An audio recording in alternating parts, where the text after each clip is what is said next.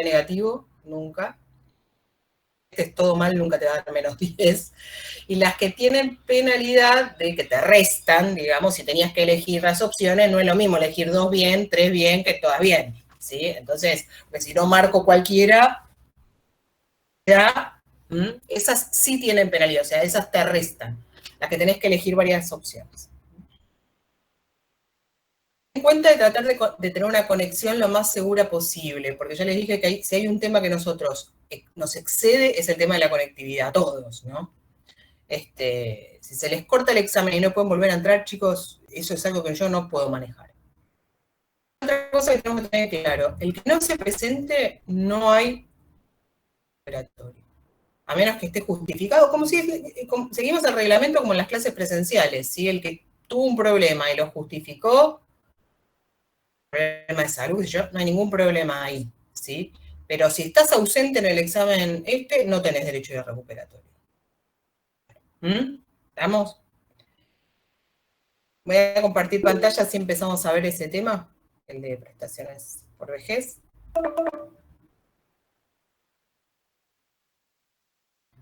Hay alguien que quiere entrar.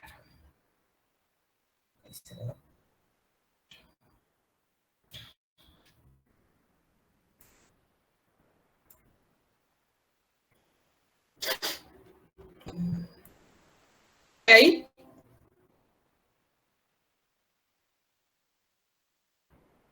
Sí, profe. Sí, profe. Vamos a arrancar primero por este artículo y después entro en PBU, PC y PAP, ¿sí? Que no es difícil, pero es importante, ¿sí? Que no sé si lo vieron o no, pero por las dudas igual no viene mal repasar. Características que tienen en común las prestaciones de la ley 24241. Estos son los caracteres que el artículo 14 241 establece que tienen en común todas las prestaciones. Primero, que son personalísimas, que solo corresponden a quienes son titulares, ¿sí? El derecho a estas prestaciones solo le corresponde a quien que cumple los requisitos o se encuentra en todo caso en la nómina de derechohabientes si es una pensión, ¿sí? Pero son de esa persona.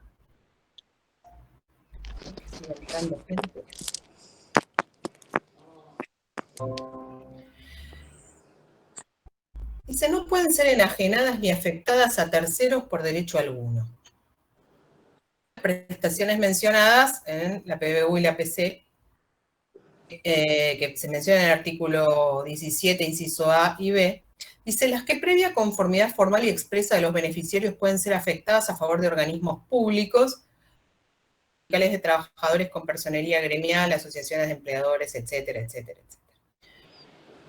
El pago de obligaciones dinerarias no podrán exceder el 40% del haber mensual de la prestación resultante, previo descuento de las retenciones impuestas por la ley. Esto lo que quiere decir es, yo tengo una prestación, sea una jubilación, un retiro por invalidez, una pensión,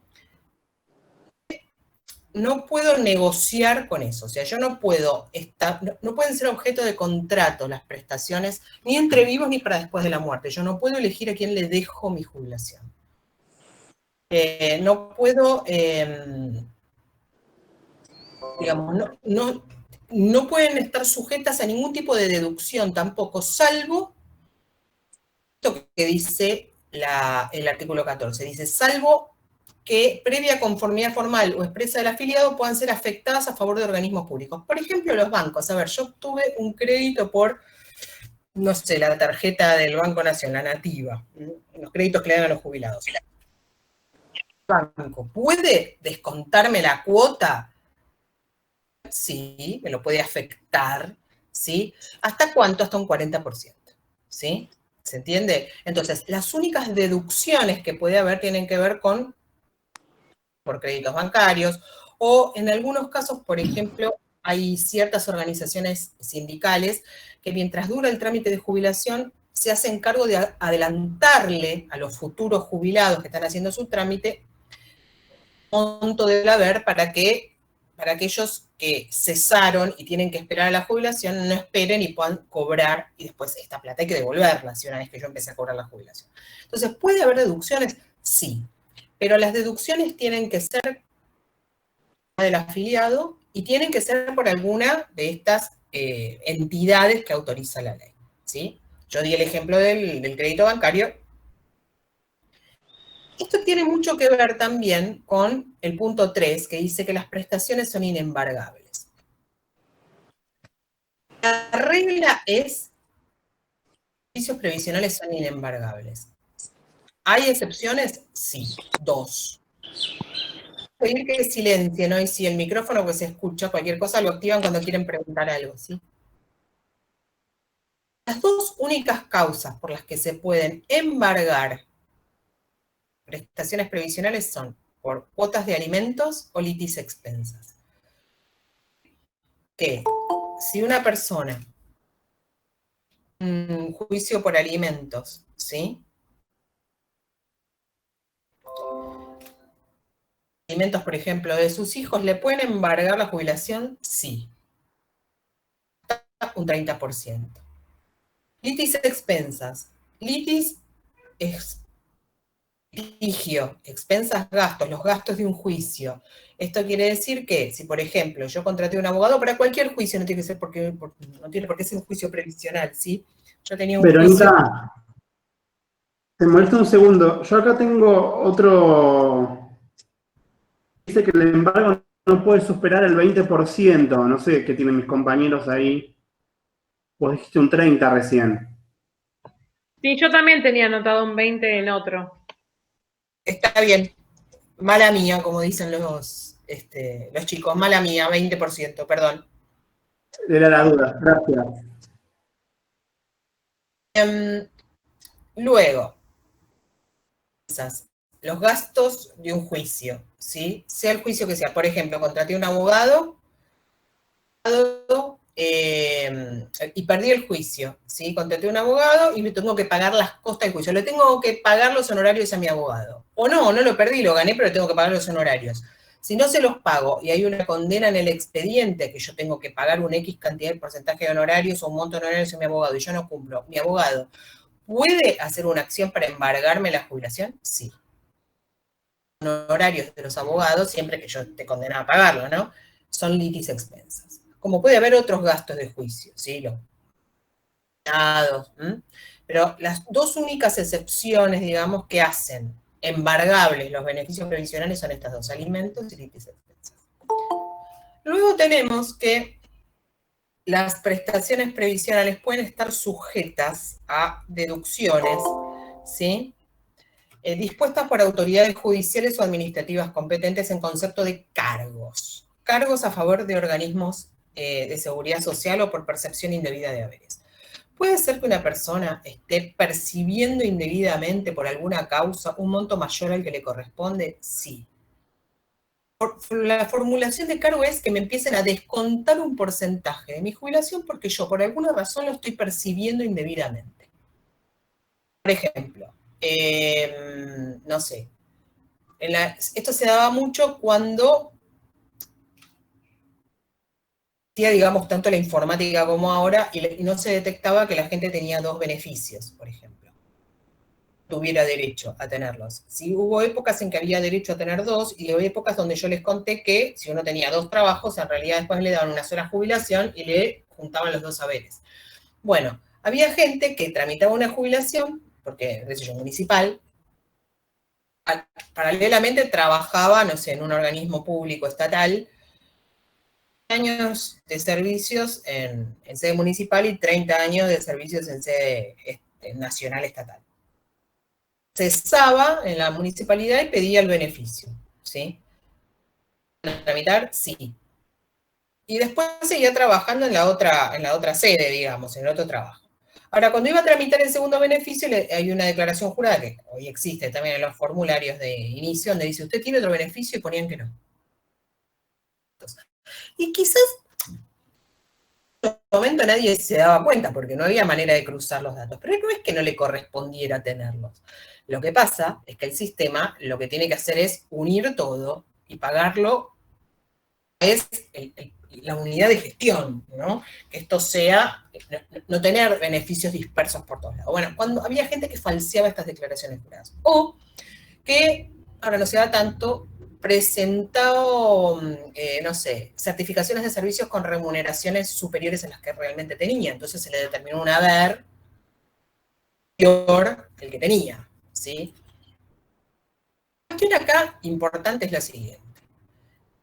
Un error o alguna percepción indebida de haberes, ¿me pueden formular un cargo? O sea, ¿me pueden descontar todos los meses eso que yo venía percibiendo mal, ¿sí? Hasta que se cobren mi deuda, digamos, hasta que devolviendo lo que percibí en exceso, sí. ¿Cuál es el límite del porcentaje que me pueden descontar? 20%. Ahora, ¿qué pasa si el error no fue mío? Porque en realidad puede haber sucedido que yo presenté todo bien y ANSES se equivocó. Sobre todo sucedía cuando hubo cambio de monedas, ¿no? Donde ponían un 0 de más a un 0 de menos o corrían mal la coma con los cambios de moneda y se determinaban haberes que no ajustados a las certificaciones de servicio. ¿Puede el organismo, que es el especializado en esto, el descuento no puede exceder el 5%? El error no es imputable al organismo, ¿sí? Pueden hacer, en concepto de formulación de cargo, un tema importante que hay que entenderlo bien es el tema de la prescripción. ¿Los beneficios previsionales son imprescriptibles? Ojo, el derecho a los beneficios previsionales es imprescriptible. ¿Prescriben las sumas? Sí, las sumas sí, el derecho no. Entonces, el derecho es prescriptible. Esto quiere decir, yo hoy cumplo la edad y los años de aportes, ¿sí? Y no me quiero jubilar. No necesito, porque no quiero, porque nada, porque no sé qué me corresponde. Si yo voy dentro de 4 años a pedir la jubilación, ¿tengo derecho a hacerlo? Sí. Nunca. Que yo no lo ejerza no quiere decir que lo pierda. Ahora, si yo voy dentro de 5 años a pedir esta jubilación, ¿tiene que pagarme activo? ¿Se entiende? Yo hoy cumplo la edad y cumplo los años de aportes, pero no me jubilo. Voy dentro de 5 años y pido el beneficio. ¿Va a tener que pagarme 5 años de retroactivo? No. Eso sí tiene un límite. Son las sumas. Y hay 2 tipos de plazos de prescripción. ¿Dónde está el plazo de prescripción? Acá debería decir 18.037.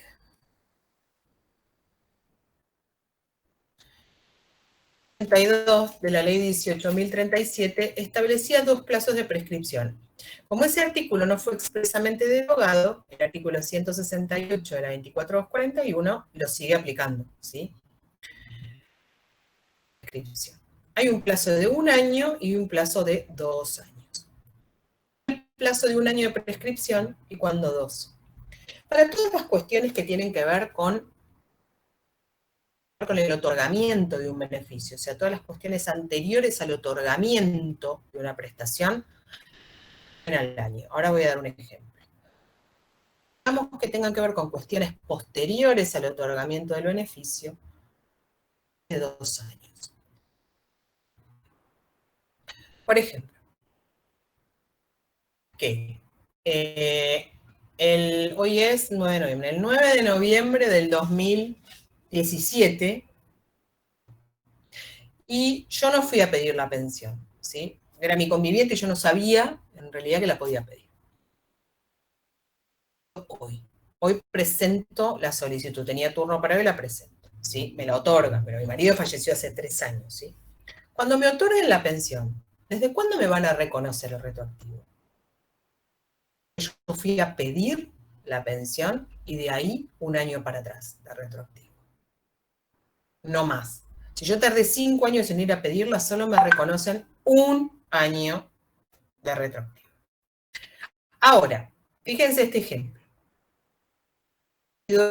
No se murió el 9 de noviembre del 2017, sino se murió el 9 de junio de este año. Y pido la pensión. ¿Va a reconocer 1 año? No. Más allá el retroactivo de la fecha que se murió, porque no había causa antes para pagarlo. El plazo es de 1 año, siempre y cuando esa fecha no se extienda más allá de la muerte del causante, ¿sí? ¿Se entiende? El ejemplo de la pensión es más fácil. Si yo tardé 5, 6, 10 años, o el tiempo que por la razón que fuera, tardé en ir a pedir el beneficio, desde la solicitud, dan 1 año para atrás de retroactivo. O sea, el día que me lo otorguen, que puede ser mañana, pasado, dentro de 1 año, me van a pagar todo el retroactivo contando desde 1 año para atrás, desde el día que yo lo voy a pedir, hasta la fecha. ¿Entiende? Ese es el plazo anual, cuando tiene que ver con el otorgamiento de un beneficio. Por ejemplo, que es el plazo bienal, el de 2 años, que también está en el otro párrafo. Me tuve una duda. Sí. ¿Es 1 año antes del pedido de la solicitud o del otorgamiento? Porque por ahí son cosas distintas. Ok. O tenías turno para hoy, lo pediste hoy. Puede ser que te lo otorguen dentro de 6 meses, no importa cuándo te lo otorguen. Desde el día que vos lo pedís, 1 año para atrás, y hasta el día que te lo otorgan. Contado todas las plata hasta ese día. Para el año contás desde el día del pedido del beneficio 1 año para atrás. O sea, si yo lo fuera a pedir hoy, me pagarían un retroactivo desde el 9 de noviembre del 2019. Así mi marido se haya muerto en el 2017.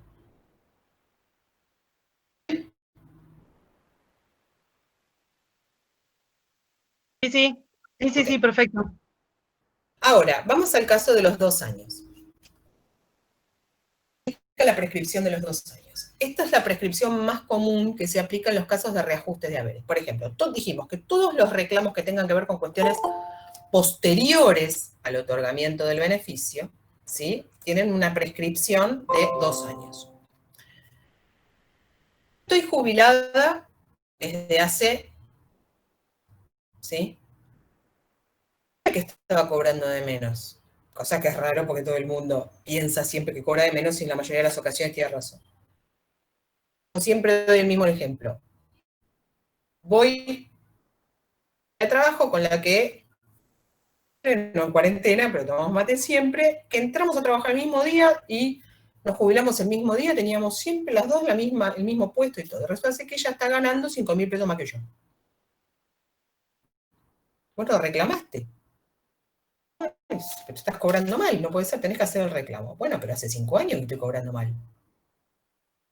¿El derecho se pierde? Nunca, chicos. El derecho a pedir, el derecho al reajuste, el derecho a la prestación es imprescriptible. Voy hoy al ANSES, tengo turno hoy, y le presento un reclamo administrativo de reajuste de haberes. No importa que tengo razón o no, ¿sí? Hoy.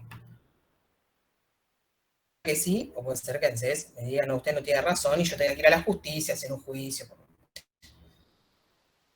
Que me reconozcan esto mañana, pasado.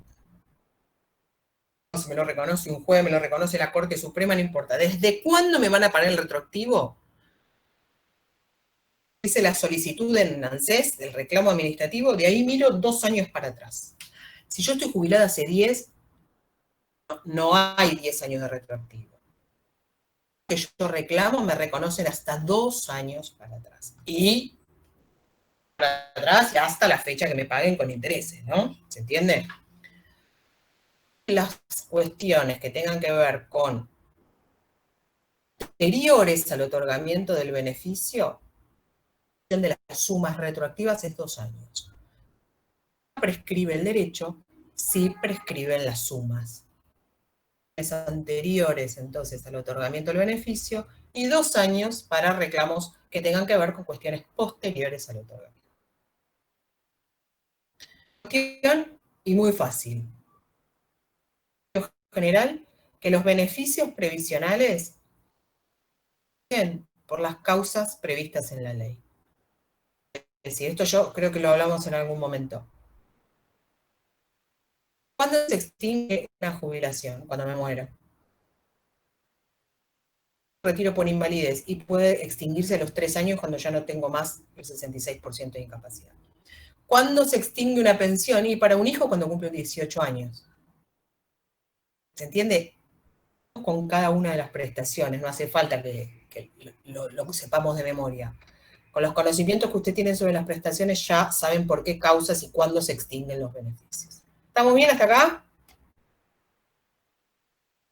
Este tema, ¿eh?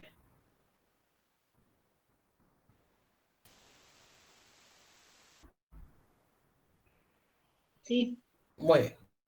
Vamos a las prestaciones que cubren la contingencia de vejez. Voy a cambiar un poquito de filmina. La PC, la PAP, y este es el aguinaldo. Vamos a empezar por el principio. La jubilación está integrada por varios componentes. No se guíen por este monto, porque este es a junio, no está actualizado ahora a septiembre. La jubilación está integrada por varios componentes. El primer componente, básica universal. Básico más bajo, que es todo para todo el mundo igual. ¿Sí? O sea, toda persona jubilarse, le otorgan PBU. Y a esta PBU, que es igual para todos, ahora vamos a ver, le vamos a sumar la PC y la PAP. ¿Tiene derecho a esto? No tiene derecho a la PAP. Si no hay PBU, no hay jubilación. ¿Cuáles son los requisitos de derecho a la prestación básica universal? Para la mujer, años para los hombres, 30 años de servicios, todos con aportes devengados. A ver, la prestación básica universal se llama básica porque es el primer componente de una jubilación. Un monto fijo para todos. No tiene relación con nada, ni con el sueldo, ni con la cantidad de años de servicio. Si tengo 35, 40, la PBU es la misma para todos. Con 40, 30 o 38 años de aporte, siempre que tengan 30 o más, porque no tiene relación con nada. Es un componente básico fijo. ¿Por qué? Porque es para todos. No importa si yo soy empleado en relación de dependencia o fui autónomo. Todo aquel que se jubile, primer prestación basal, la prestación básica universal. ¿Sí? Vamos a hacer algunas precisiones respecto de la edad. Se jubila a los 60 y los hombres a los 65. Hay la opción de continuar trabajando 5 años más. A ver, podemos decir que ambos se jubilan a los 65 y la mujer en realidad puede jubilarse 5 años antes. Si queremos igualar, le podemos dar esta lectura al derecho o al revés. Pero vamos a decirlo exactamente como lo dice la ley. 30 años, ¿puede jubilarse? Sí. Puede suceder, y lo mismo le puede suceder a los hombres, que vos llegues a la edad de jubilarte y que tengas los aportes y que nadie te intime a jubilarte, que vos puedas seguir trabajando. ¿Podés? ¿Podés jubilarte y después seguir trabajando? Nada te lo impide, salvo algunas excepciones del artículo 34. ¿Sí? Pero entonces yo llego a los 60 años de edad y resulta ser que me intiman a jubilarme. Y acá vamos a entrar en un capítulo aparte.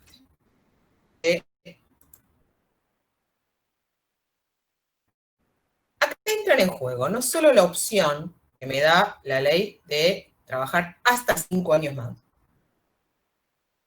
Hasta 5 años. O sea, ¿yo puedo jubilarme hoy? Sí. ¿Por trabajar más? Sí. Es opción mía. ¿Me puedo arrepentir mañana? Sí. Cuando yo se lo notifique a mi empleador, es una opción voluntaria. Yo los requisitos de mínima que me pide la ley ya los tengo.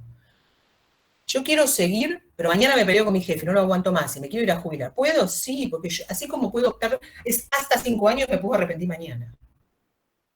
Entrar en juego, ¿por qué norma a mí el empleador a jubilarme? Por el artículo 252 de la Ley de Contrato de Trabajo. Siempre el empleador. ¿Cuándo puede el empleador utilizar este artículo para intimarme a jubilarme?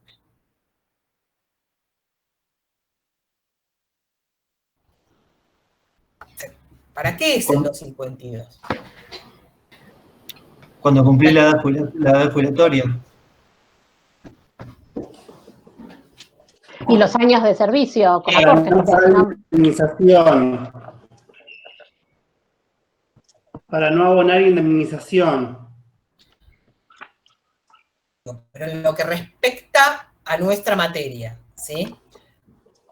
Puede intimarme cuando tengo cumplido ambos requisitos, la edad y los años de aporte. Puede ser que el empleador me intime a jubilarme y yo no tenga. Me dijo, cumplió 60, la voy a intimar para que se jubile. Puede suceder, sí. Ahora, ¿yo qué tengo que hacer? Si yo no cumplo uno de los dos requisitos, voy a contestar esa intimación diciendo o jubilar, porque la intimación del 252 es a los fines de iniciar los trámites jubilatorios. Mal podría yo iniciar los trámites si no tengo los requisitos. Entonces le voy a responder, no puedo yo iniciar los trámites porque no cumplo los requisitos. O sea que lo correcto sería que en todo caso, si me quiere intimar, que me intime cuando ya tengo cumplido ambos requisitos. Ahora, que yo tengo cumplido los dos requisitos. Empleador y me intima. El 252. ¿Cuándo? Sí. Digo, ¿no? Hacer uso de la opción que me brinda este artículo de trabajar hasta 5 años más. Es un poco relativo, porque si el empleador no quiere que siga trabajando es medio incómodo, si ya me está intimando para que me jubile, pero digo, ¿la norma me da una posibilidad de continuar? Sí. A una intimación puedo tener varias opciones. Puedo tener una intimación que no es correcta como mujer, como no importa el género acá. Iniciar los trámites jubilatorios. No tengo los requisitos, respondo, no puedo porque no cumplo los requisitos del 252. El empleador tiene que esperar. Cumplo ambos requisitos, me intima.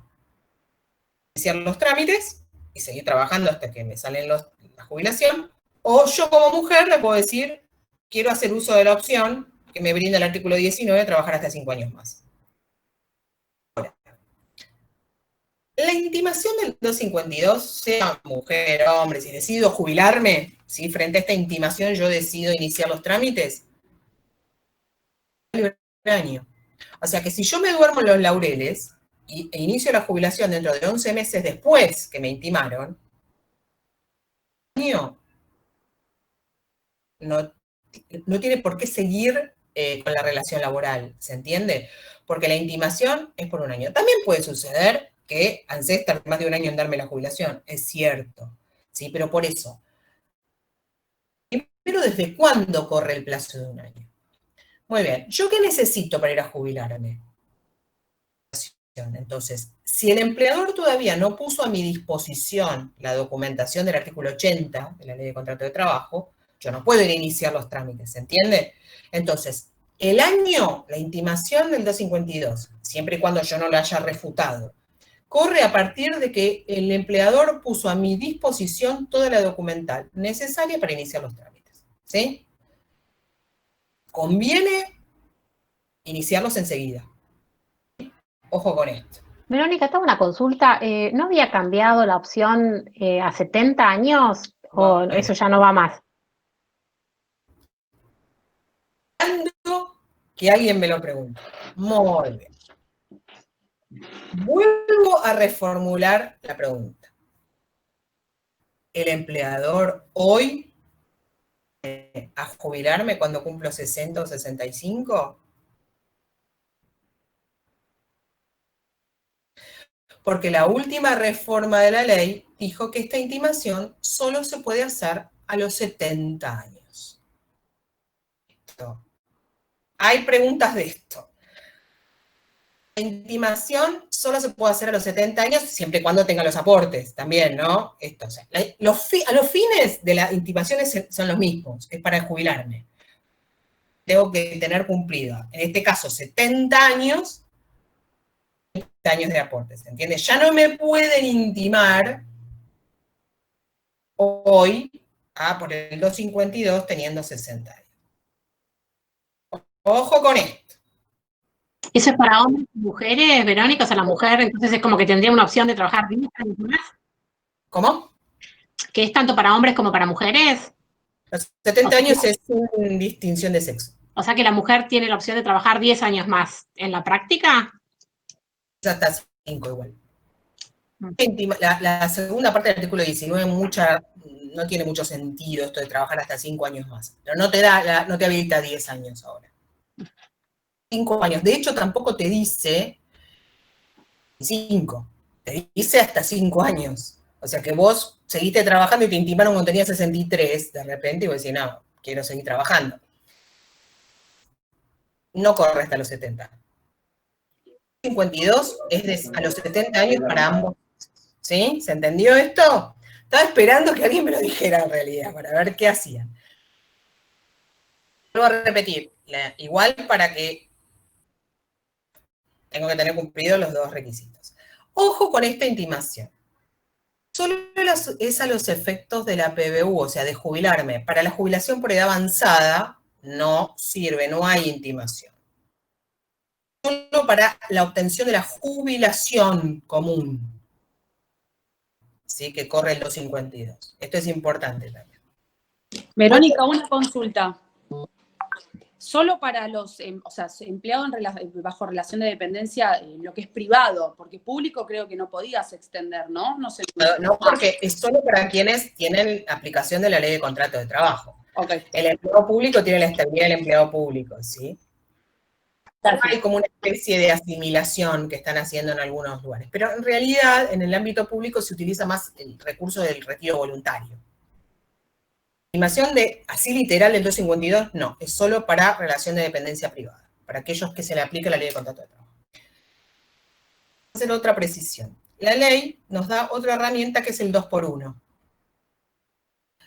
El 2x1 es una herramienta que es cada 2 años de exceso de edad, me falta de aportes. Por ejemplo, 32 años de edad y tengo 29 años de aportes.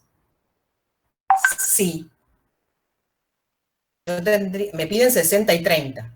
Pero en realidad me excedí 2 años de la edad y me faltaba 1 de aportes. Si usted cada 2 años de exceso de edad, después de los 60 o después de los 65 para el hombre, ¿no? Año faltante de aportes. ¿Se entiende? No al revés. Si me excedo en los aportes, no puedo compensar faltante de edad. O sea, esto es una prestación por vejez. Tengo que tener la edad sí o sí, porque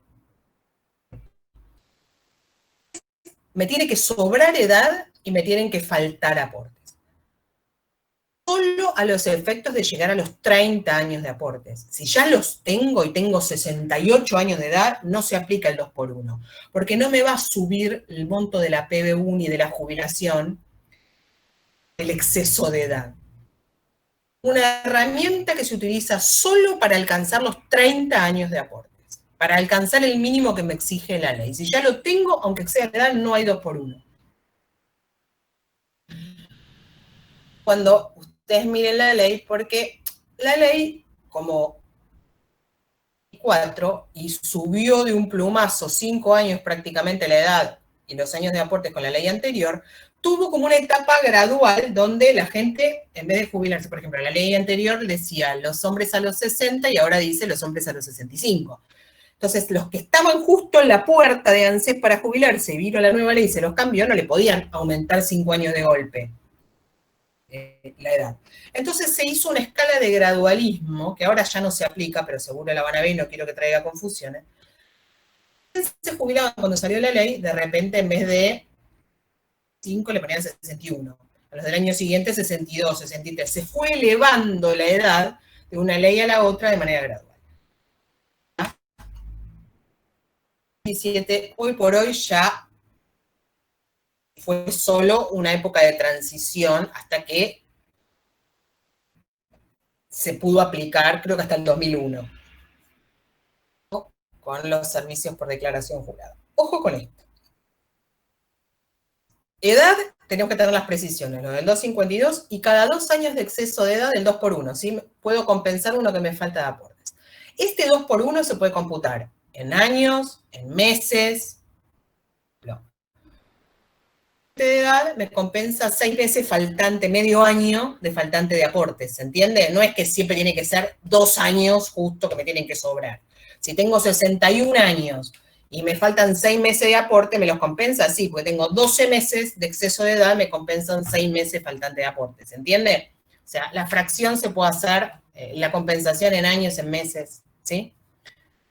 Muy bien. Profe, perdón, me quedé con el tema anterior de la intimación Sí. para jubilarse. Entonces, no sé si yo lo entendí mal, pero entonces la intimación sería solamente para hombres, porque las mujeres no podrían trabajar hasta los 70, no entendí eso. ¿Por qué no? No, porque por lo que preguntó la compañera de que las mujeres no podrían trabajar 10 años más, a eso voy. Pero ella dijo, porque viste que, a ver, por un lado tenemos el 252, que te dice, hasta los 70 años no te pueden intimar a jubilarte, ¿estamos? Pero esta modificación se hizo ahora, el año pasado. La ley 24241 te dice, la mujer se jubila a los 60 y el hombre a los 65. A los 60 venía el empleador y te decía, jubilate. Y yo tenía, aparte del 252, una herramienta, así cumpliera todos los requisitos para decirle, no me puedes intimar, pues yo quiero seguir trabajando hasta 5 años más. Hoy por hoy es hasta... Porque como tampoco me pueden intimar antes a jubilarme, porque ahora me tienen que intimar a los 70, ¿de qué manera yo podría ejercer esta opción?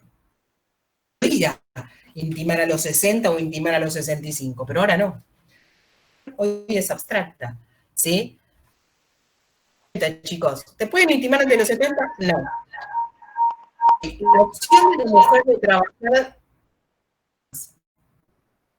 ¿tiene sentido? No, si vos no la pueden intimar hasta los 70. ¿Quién te va a intimar a jubilarte antes? Y si nadie te intima a jubilarte, nunca, ¿podés seguir? Nada. Seas mujer o seas hombre. ¿Se entendió ahora? Sí, ahora sí. Muy bien. Bueno, con respecto a la edad, entonces, estas precisiones. Solo es para la jubilación, solo... lo del exceso de edad, digo, solo es para alcanzar los 30 años, el 2x1, o con estas cosas, que son importantes. Con respecto a años que tienen que ser con aportes, hoy por hoy sí, pero esto también pasó, que antes la ley vieja hacía una diferenciación entre los años de servicios y cuántos de esos años de servicios tenía que yo acreditar que eran efectivamente aportados. Y en los registros que hay ahora.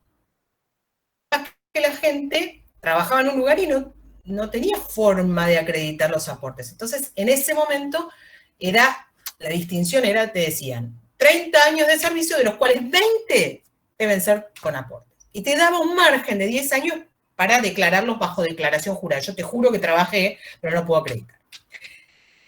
De la declaración jurada, esta ley, pero hoy está casi en desuso también. ¿Sí? Había 2 escalas de gradualismo. Una era la de la edad, esta que yo les dije que se fue elevando, y otra era la de los aportes. Tienen que ser 30 años de servicios todos con aportes. Pero digo, si yo, es prácticamente imposible, pero tuviera servicios que yo no puedo acreditar, trabajé, ¿puedo declarar bajo juramento en un lugar y que no me hicieron, que no tengo, que la empresa desapareció, que yo no puedo votar los aportes? Solo puedo hacerlo si esos servicios son anteriores al 31 de diciembre de 1968. Cumplido 18 años antes de esa época, ¿no? Y tienen que ser servicios de antigua data, ¿sí? Hoy por hoy ya, que alguien declare servicio anterior al 68, chicos. Pero antes se usaba mucho, te daban un margen de jurada. Tenemos que tener en cuenta, no me importa hoy, digamos, si se puede o no se puede. Calqué el otro día también, cuando vimos invalidez. Todo el beneficio es una declaración jurada. Todo lo que yo declaro, donde trabajé, los aportes, todo es una declaración bajo juramento. Por lo tanto, cuando una persona declaraba bajo juramento que había trabajado en X lugar anterior al 68, por supuesto que nadie iba a ir a verificar porque se permitía y se permite esta declaración jurada, ¿sí? Pero en el derecho se llama presunción iuris tantum, quiere decir, es una presunción rebatible. Declarar que trabajé, siempre doy el mismo ejemplo tonto, el 30, no sé, del 50 al 54 en Microsoft, porque no existía. Tiene que ser una declaración jurada que no pueda rebatirse o que después no me encuentre que tengo aportes en otro lado. ¿Se entiende? Entonces, esa herramienta se utiliza y se utilizaba para servicios muy viejos donde no había registros documentales o se habían perdido esos registros, ¿sí? Y ANSES, para evaluar los aportes, si uno puede acreditar o no, tiene lo que se llama una probatoria. Tiene una norma interna que dice, de acuerdo a cada periodo que yo esté declarando, cómo se prueban esos servicios, ¿sí? Cuanto más cercano es a lo contemporáneo, mayores exigencias tengo, porque hay mayor registro informático, inclusive y documental.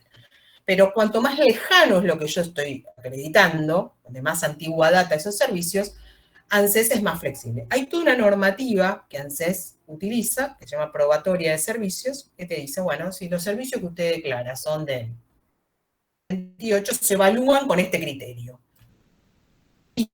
¿Por qué? Porque no todo el mundo tiene los recibos o no todo el mundo puede acreditar que tiene las certificaciones, ¿se entiende?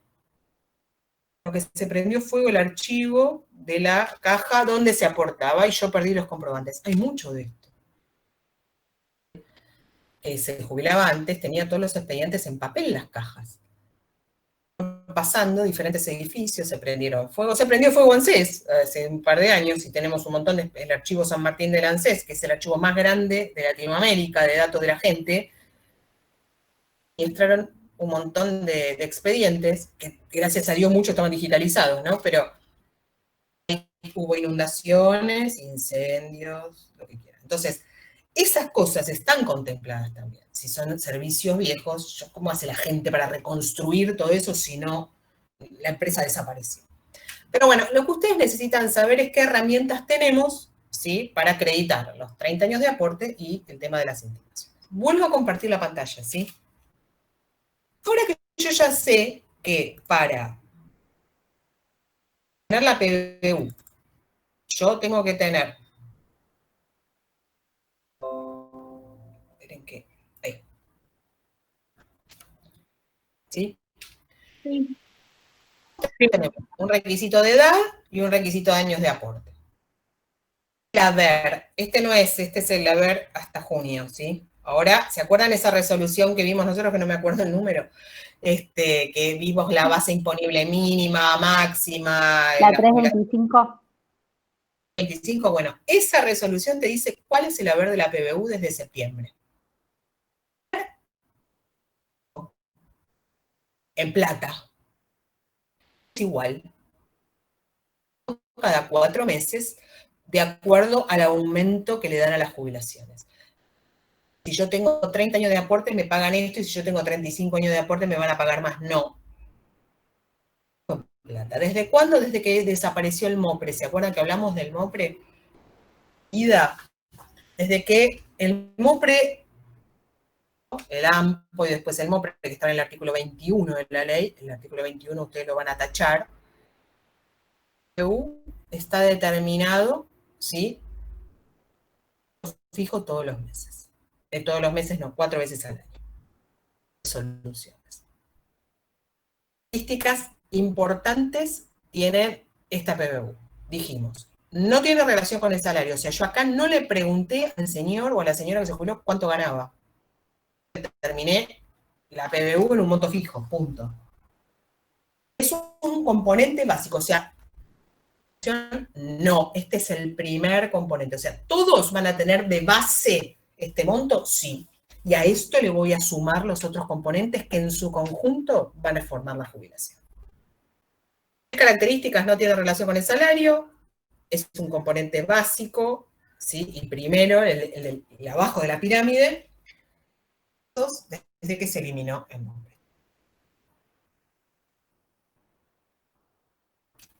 ¿Sí? Sí.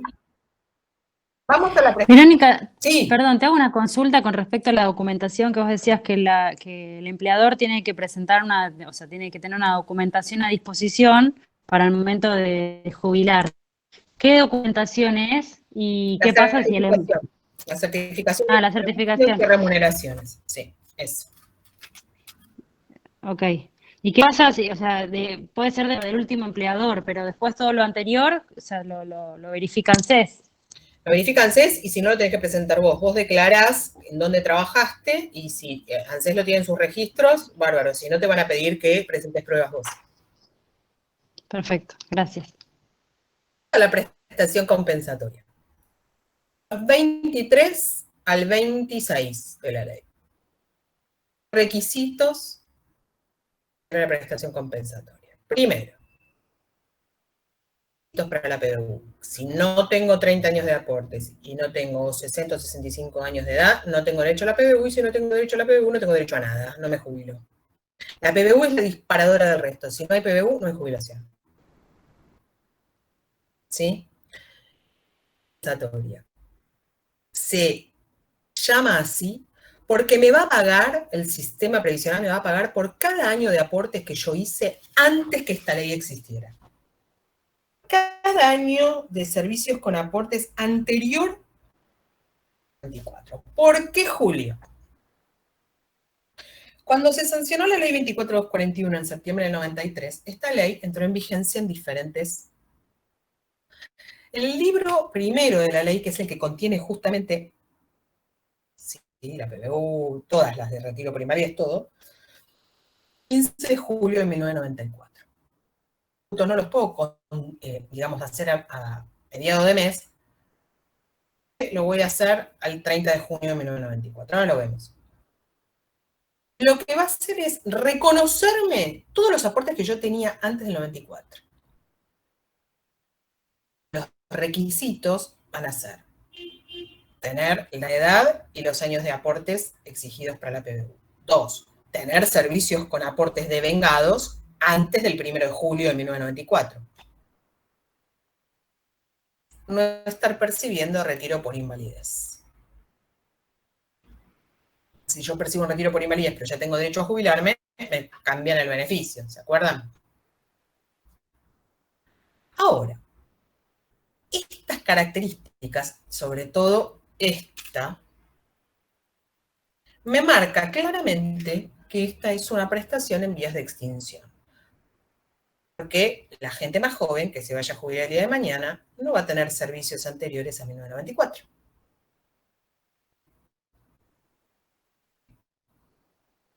Compensarme por los años trabajados antes de esta ley y aportados al sistema previsional.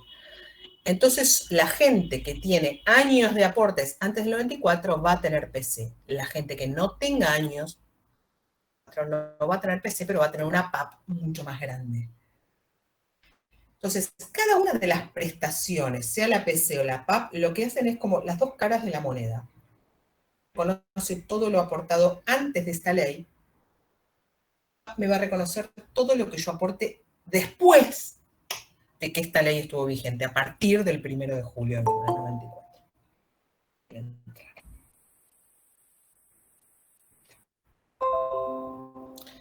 Estos son los requisitos, ¿sí? Para ver de la prestación, existen 3 supuestos diferentes. Dice en el artículo 24, establecen 3 incisos, A, B y C. Ser que el trabajador haya prestado servicios siempre en relación de dependencia, o sea, haya sido un trabajador en relación de dependencia toda su vida, haya sido un trabajador autónomo toda su vida, o que haya sido un trabajador mixto. Quiere decir que trabajó sucesiva o simultáneamente los 30 años en relación de dependencia y autónomo, que tenga de los 2 tipos de servicios. Pautas para determinar la PC. Punto 1. Vamos a ir al primer supuesto, que es el de un trabajador que siempre se desempeñó en relación de dependencia. Determina el monto de su prestación compensatoria. ¿Qué tengo que mirar? Dice la ley, tengo que hacer esta fórmula. Tengo que determinar cuál fue el promedio de las últimas 120 remuneraciones. Quiere decir, el sueldo promedio de los últimos 10 años. Ahora vemos. Y por otro lado, como esta prestación me va a pagar un porcentaje, que es el 1,5%, por cada año que yo aporté antes de esta ley, necesito saber cuántos años de aporte tiene esta persona devengados antes de julio del 94. ¿Por qué? Primero, ¿se acuerdan que a mí no me importa si el empleador los hizo o no los aportes? ¿Sí? Ya han descontado. Punto 1. Punto 2, esos aportes no son para mí. Aportes del colectivo. A mí me van a pagar en realidad no con lo que yo aporté, sino con lo que están aportando hoy los que trabajan hoy. ¿Sí? 3 cosas. Con el promedio, con la cantidad de años y con el 1,5%. Porque son cosas diferentes. Yo tengo que despejar estas dos incógnitas. Primero, más 120 remuneraciones actualizadas. Voy a dejar de compartir un minuto. Ay, esperen que no veo nada.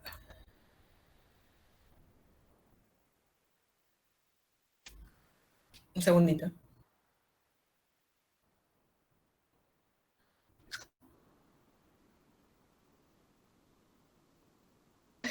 Quiero ver si lo veo.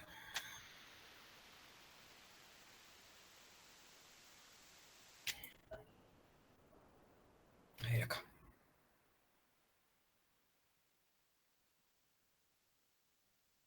¿Ya? Sí, profe. Pues ya no los veo. No sé si... Sí, sí, No veo a nadie ahora. Ahora cambié el diseño, pero no. Si puedo ver las cámaras. Ahora sí. A ver. Lo primero que voy a hacer es sacar el promedio de las últimas 120 remuneraciones. O sea que para un empleado en relación de dependencia, para calcular la PC, ya lo único que me va a importar en cuanto a sueldo son los últimos 10 años. Así. Puestos. Que yo vaya a pedir la jubilación, pero yo siga trabajando. ¿Sí? Y después vaya a pedir la jubilación. Ojo.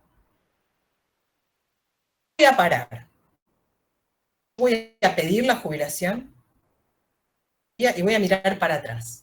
Y de ahí voy a sacar una foto de las últimas 120 remuneraciones. A ver. Siempre y cuando yo no haya cesado.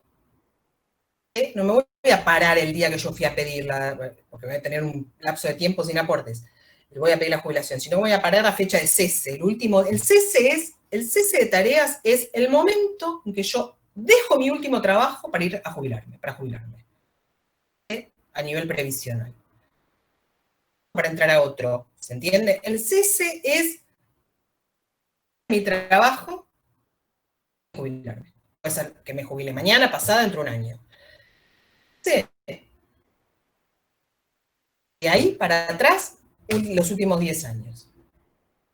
Si no hay cese, porque yo sigo trabajando, voy y pido turno, porque yo sigo trabajando, miro desde el día que voy a pedir ANSES la jubilación, desde ahí voy a buscar las últimas 120 remuneraciones. Ahora, no tengo que empezar a buscar desde antes del 94, tengo que empezar a buscar de hoy para atrás.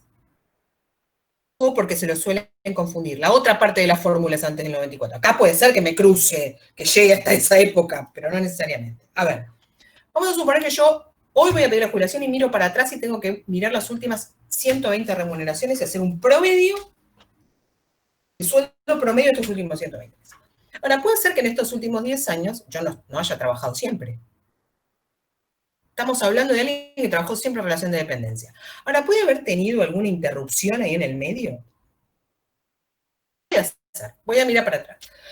A ver, en estos últimos 10 años busco remuneración 1, 2, 3, 4, pero resulta ser que encontré que en el medio trabajo. ¿Por qué? No tenía trabajo, no tardó un año. ¿Qué hago? Salteo esa parte y sigo buscando hasta llegar a 120.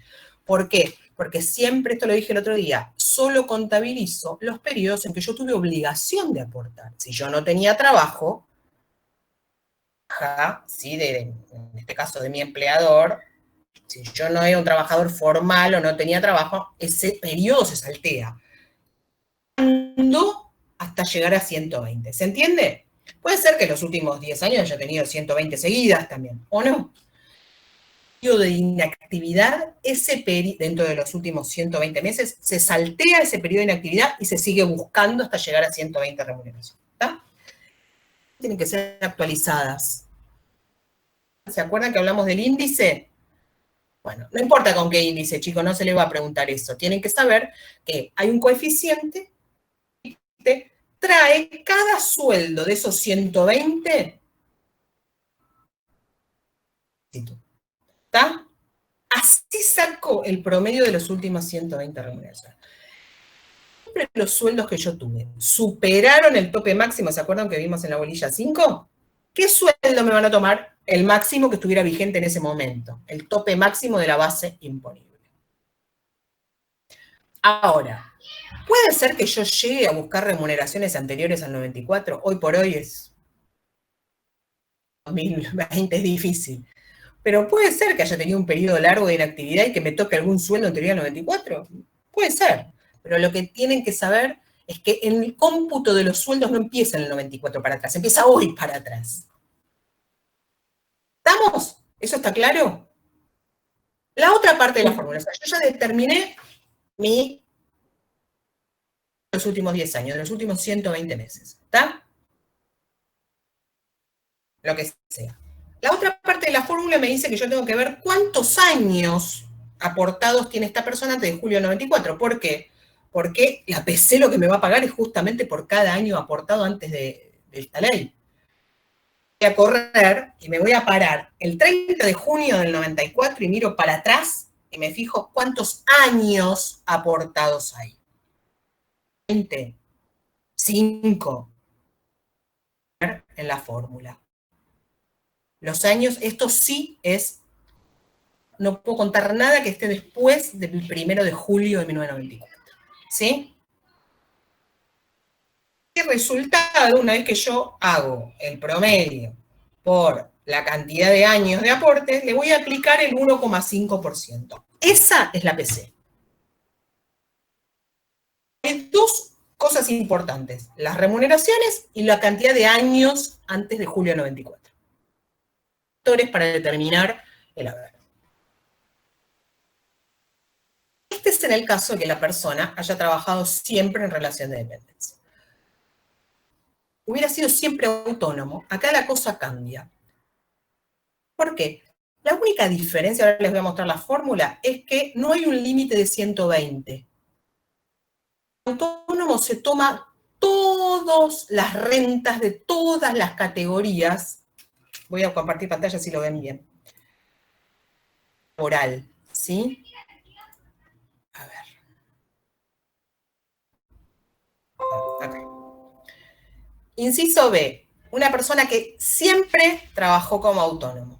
No tiene ni un aporte a relación de dependencia. Acá, en vez de poner el promedio de las remuneraciones como no hay remuneraciones, yo me voy a fijar para atrás, no desde el 94 para atrás, desde hoy para atrás,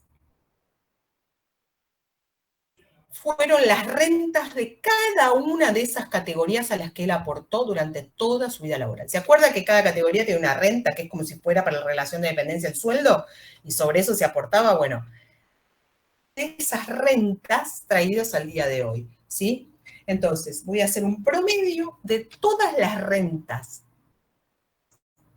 de las actualizadas de las categorías, de todas las categorías a las que él aportó. Si aportó siempre a la mínima, será siempre categoría más baja. Si aportó un tiempo a la categoría A, después a la B, después a la 1, bueno, tengo que tomar actualizados al día de hoy, y esto se hace por un programa informático, ¿no? De todas las categorías, no de los últimos 10 años, de todas.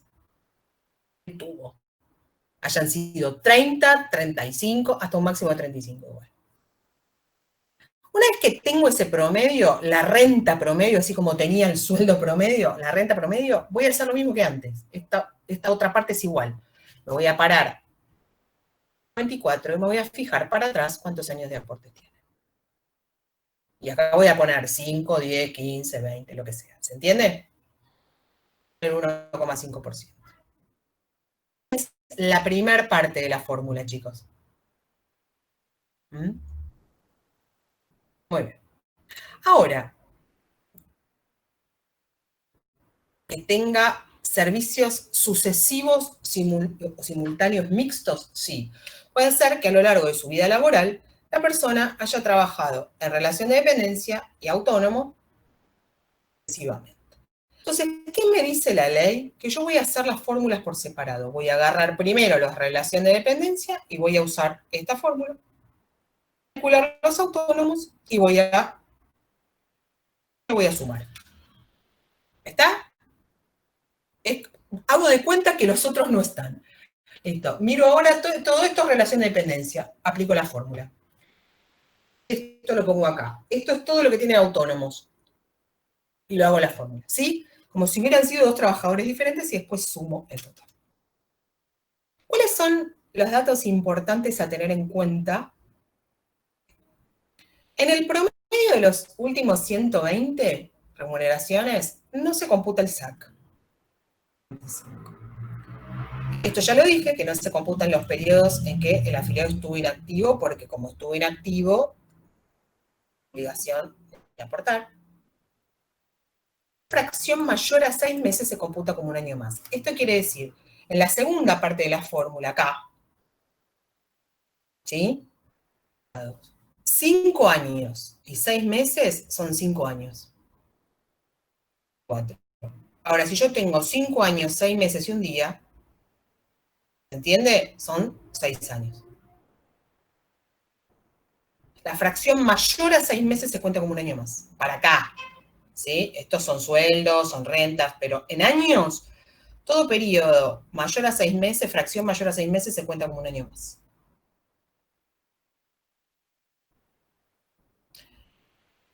Esto, si bien no es un dato importante para ustedes, lo tengo en el PowerPoint porque lo uso siempre, hay topes. No puede haber más de 35 años antes de julio del 94. Acá. O sea que si hay más de 35, solo se toman 35. ¿Es injusto? Sí. Sí. Y después hay un monto máximo que es saberes mínimos, pero esto no es relevante para ustedes. Sí tienen que saber que una vez que yo determino la prestación, esa prestación, por cuestiones de que el sistema es solidario, teníamos un tope en sueldos, ¿se acuerdan? Que era el tope de la base imponible, que ya lo aplicamos cuando hicimos los 120, que nunca te toman un sueldo mayor al que vos aportaste.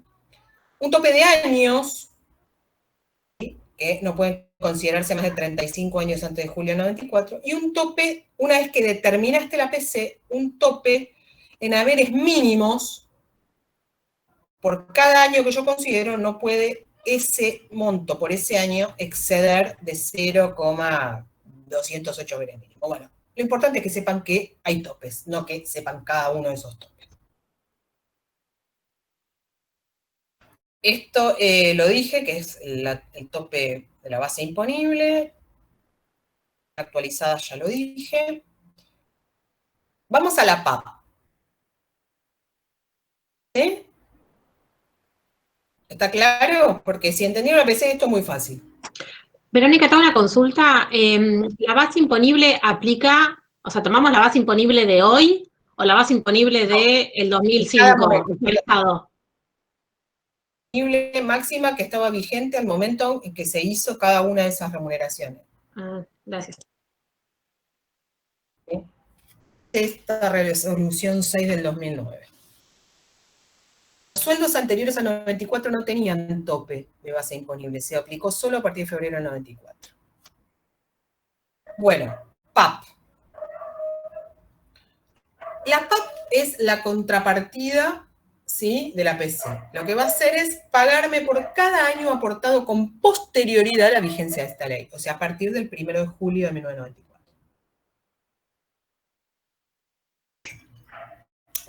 Los requisitos, quise decir, dale con el tope. Para acceder a la PAP. Primero, tener derecho a la PBU. ¿Se acuerdan que si no había derecho a la PBU, si no tenía los 30 años de aporte y los 60, los 65 años de edad, no había PBU? Si no hay PBU, no hay PC, no hay PAP. No sé, debe haber ido arriba, perdón. Y acreditar servicios con aportes devengados con posterioridad, o sea, post-julio de 1994. Esta es la prestación que va a ir en crecimiento a la gente más joven, los aportes después de julio del 94. Se va a tener PAP y muy probablemente, si no tiene ningún año aportado antes de julio del 94, no tenga PC. PBU más PAP, por ejemplo. Los requisitos están en el artículo 30, chicos, de la ley. ¿Cómo se determina? En la fórmula que vimos antes es esto. El promedio de los 120 se hace exactamente desde hoy para atrás, todo lo que dijimos. Es esto. En la línea de tiempo, yo tengo que mirar cuántos años aportados tiene la persona después de julio del 94 y hasta el momento que se va a jubilar. ¿Entiende? En vez de mirar los anteriores, voy a mirar los posteriores. Y hago lo mismo, el promedio por la cantidad de años posteriores a julio del 94 y a eso le aplico el 1,5%. Autónomos, exactamente lo mismo. Promedio de todas las rentas, acuérdense, de todas las categorías a las que aportó durante toda su vida laboral, no los últimos 120 meses, de años, 5, 10, 15, 20, los que tenga después de julio del 94, y a eso le aplico un 1,5%. Y los servicios mixtos, esta es la jubilación. La jubilación está conformada. PC más la PAP. La gente joven, esto no lo va a tener esto y esto. Hoy por hoy, mucha PC y poca PAP. ¿Por qué? Porque tiene muchos aportes, la gente más grande, antes de julio del 94, y muy poquitos. Quizás no tiene PAP. ¿Sí? Antes, o sea, jubiló en el 95 y tenía todos los aportes antes de julio del 94. Pero lo que tienen que entender es, a la que podemos llamar jubilación ordinaria, ¿sí? Más correcto decirle jubilación y no jubilación ordinaria, porque la jubilación ordinaria era una prestación también del régimen de capitalización. Espera un poquito, papi, estoy dando clases. De arriba se ve el video, fíjate. Más PBU, más PC, más PAP. Bueno, después te digo. ¿Ah? Sí, profe. Perdón, pero se perdió el padre por eso. Bueno, a ver. ¿Está acá?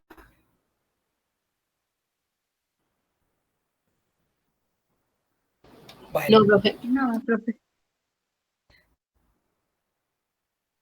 ¿Hay otras prestaciones que cubren la contingencia de vejez? Sí, hay una más avanzada. En realidad hay dos más. Una es la prestación preavanzada. Ven. Perdón, un segundito. No sé, yo no lo vi. Así, mira, saluda. Hola. Ahí está. Hola. Hola. Bueno, Hola, Ale, ¿cómo estás? Bien. Yo tengo que terminar un ratito. ¿Me dejas? Arriba el quincho. ¿Me esperás un ratito? Cerrame, porfi, gracias. Estas son las cosas de dar clases en casa. A ver, ¿qué otra prestación, qué oportunidad de jubilarte tienen aquellos que quizás no llegan a cumplir estos requisitos? La ley nos establece una prestación que, si bien nos requiere aportes, es más restrictiva. O sea, no llegaste a la otra, bueno, yo te ofrezco esta, pero ojo que te exijo más. Acá me dicen, estamos iguales, salvo que tengo el micrófono apagado. Bueno, yo no lo puedo apagar. Bueno, ahora falta que entre el otro a pedirme la leche. Así que no se preocupen. Bueno, pongo la prestación preavanzada, ¿sí? Artículo 34 bis de la ley, chicos.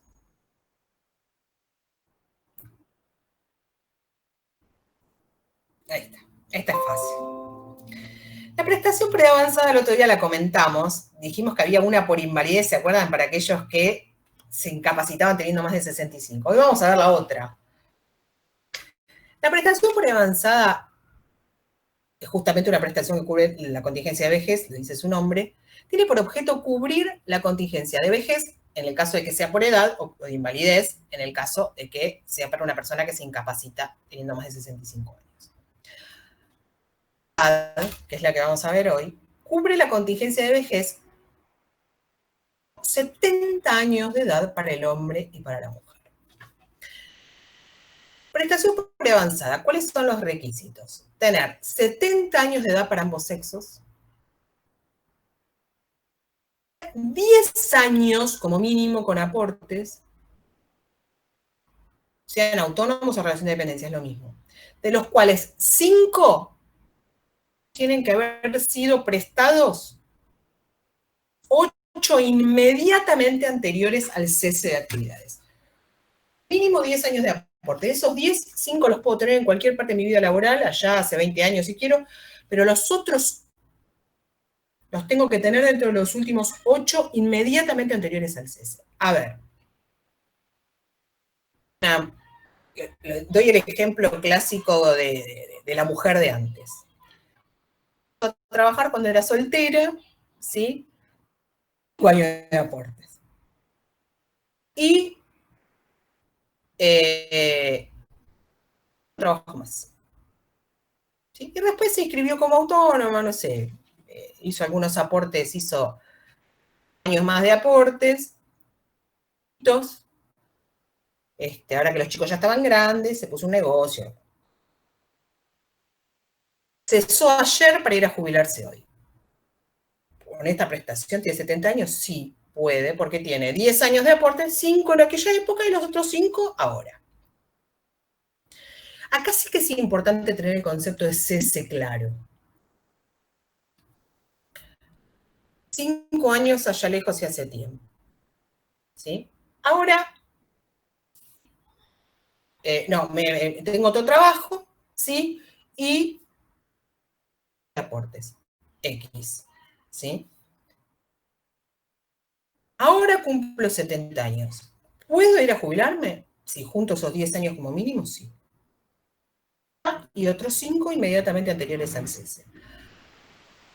Vamos a suponer que esta persona tuvo aporte allá lejos y nunca más trabajó. Cuando era joven y el último aporte que tiene, mira, fue del 70 al 80 años. ¿Podría tener la prestación por avanzada?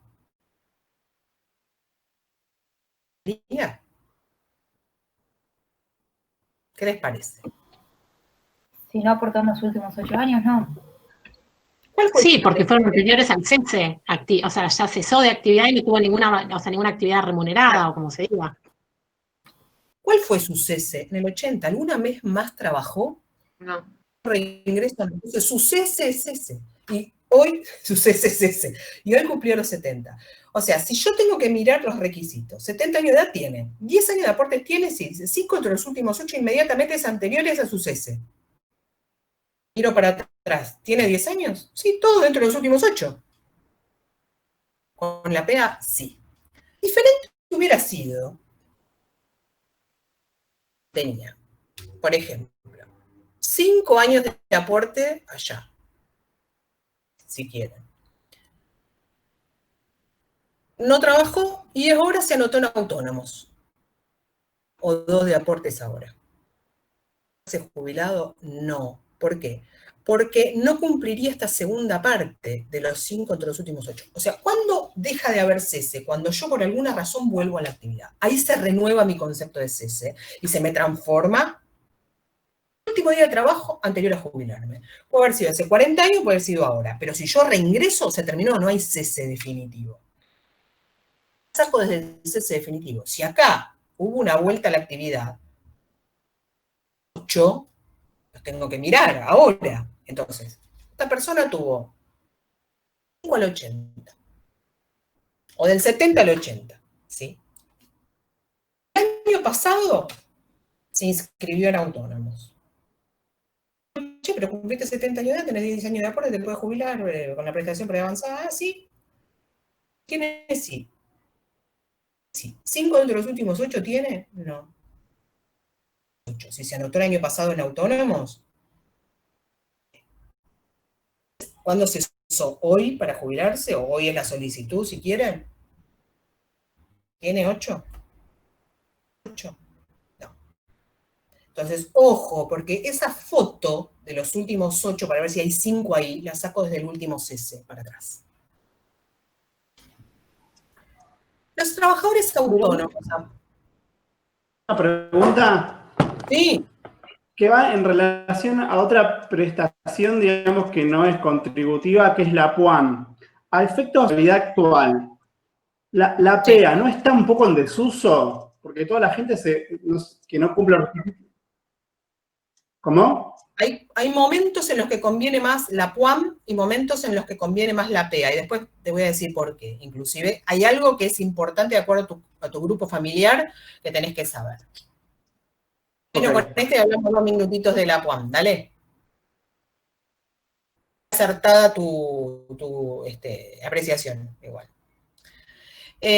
Bueno, aparte de esto de los 10 años, o sea, esto de los 10 años y de los 10, 5 de los últimos 8 es para todos, relación de dependencia, autónomo. Pero aparte los autónomos, dice, tienen que tener 5 años de antigüedad en la afiliación. ¿Y esto qué quiere decir? Tener 5 años de aporte, ya le dijo de hace tiempo, y ahora digo, ¿sabes qué? Cumplo 70 años, voy y compro 5 años de aportes. Con los 10. Entonces dice, no, momentito. Usted tiene que tener 5 años de antigüedad en la afiliación. O sea, usted no puede venir hoy, comprar 5 años de aportes y sumarlo a los otros 5 que ya tenía y querer jubilarse. Esto de la antigüedad en la afiliación es justamente para evitar la captación de beneficios, que alguien haga esto. Aportes, así, Diego, ¿cuántos son 5 años de aporte? Alguien tiene plata, va, los paga y le den la prestación. Tampoco esta es una prestación tan grande, ¿no? Pero bueno. 5 años de antigüedad en la afiliación. Último requisito, esto solo para los autónomos. Que habla de lo restrictiva que es esta prestación, es no estar percibiendo ningún otro beneficio previsional. Por invalidez, esto no podés. Si vos tenés una pensión de tu marido, esto no podés. ¿Esto es injusto? Sí, porque en realidad la prestación por avanzada es por mis aportes y por la pensión fue por los aportes de mi marido. No importa. Como esta es una prestación de excepción, porque vos no llegás a cumplir los requisitos para jubilarte, te dicen, si querés esto, no podés tener nada. Puede ser que a mí me convenga más la avanzada mía que la pensión de mi marido, porque capaz que la pensión es mínima y esta no. Si puedo optar, sí. Lo que no puedo es percibir esta y percibir otra cosa. Si percibo esto, es esto. Ni por mis aportes, ni por lo de los demás, no puedo. Me sobraron 10 años de aporte que no usé para jubilarme. ¿Me puedo usar? No. La PEA por invalidez no la veo porque ya hablamos el otro día. Y ¿cómo es el haber de la prestación por avanzada? Avanzada, que acabamos Perdón, de ver. Verónica, te pongo una consulta como conceptual. La PEA por invalidez, ¿en realidad es una prestación de edad o de invalidez? Invalidez. De invalidez. Lo que pasa es que yo te expliqué que por un tema del seguro y qué sé yo, se le cambió el nombre, pero cubre la contingencia de invalidez en ese caso. Es como una invalidez en edad avanzada. Esta es la otra PEA, que es la de edad. La prestación por avanzada es igual al 70% del haber de una PBU. Realmente no tiene PBU. No importa. Más el cálculo de la PC que le corresponda más la PAP que le corresponda. Voy a dejar de compartir.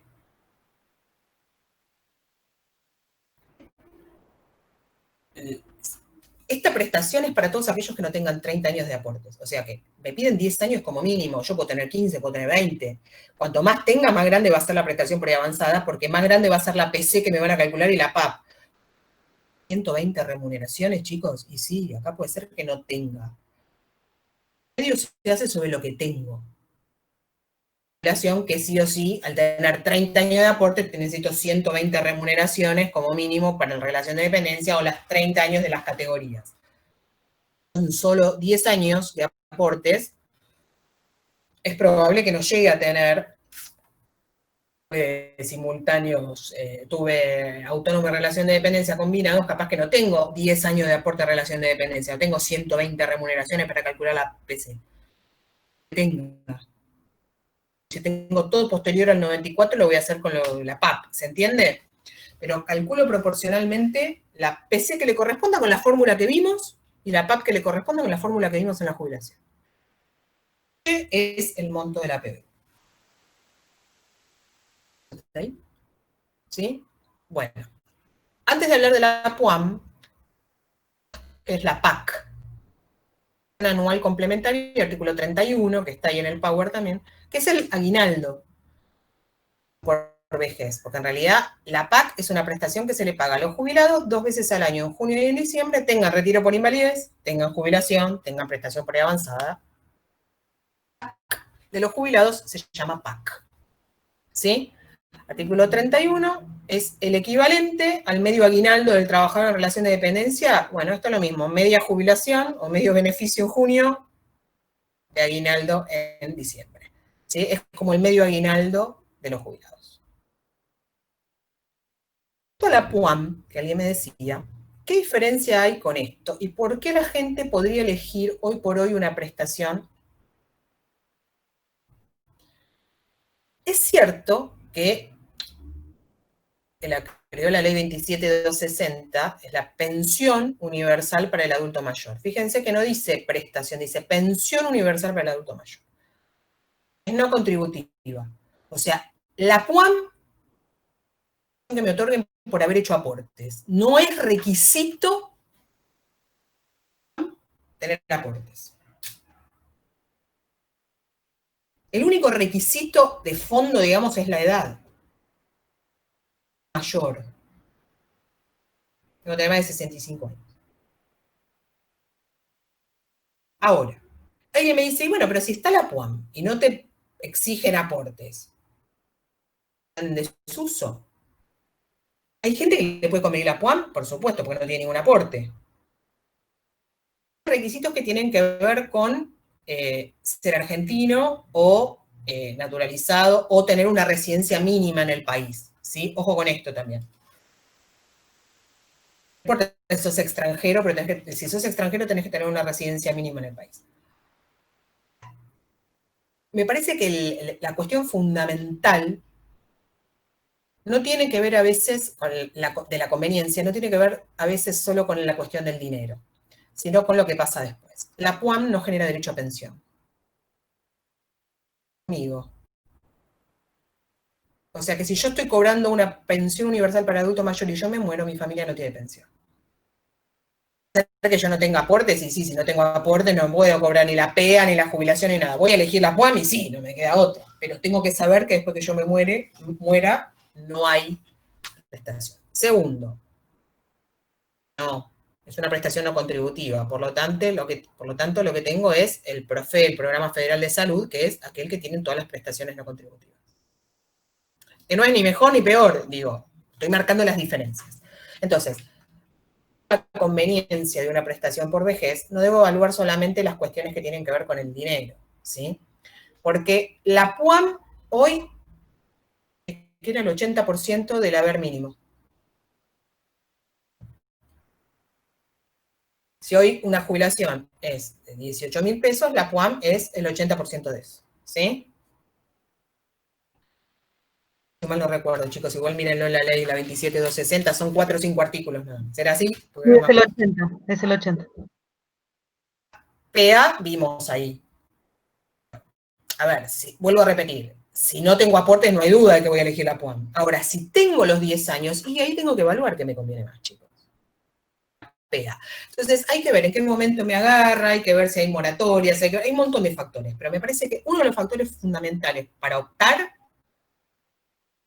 el tema de que no genera derecho a pensión. Me parece que ese es un punto central si yo tengo familia. ¿Sí? Si yo estoy sola, capaz que no. ¿Tiene PAMI? No. No es que, a ver, ¿tiene obra social quien cobra la PUAM? Sí. Va a tener la de los jubilados. Va a tener la del Programa Federal de Salud, que es la que tienen todos aquellos que tienen una prestación no contributiva. ¿Por qué? Porque es no contributiva. Sí. Teóricamente las fuentes de financiamiento son otras, porque esta plata para la PUAM sale de rentas generales, no sale del Fondo de Garantía de Sustentabilidad. Se supone que la fuente de financiamiento es otra. Más o menos. de tiempo todo esto, pero bueno. Un comentario más, igual no tengo problema en quedarme un rato más si quieren. A lo que hablé de la compatibilidad, ¿sí? Porque este es un tema importante y es una pavada. Se jubila y puede seguir trabajando. Que el artículo 34 de la ley,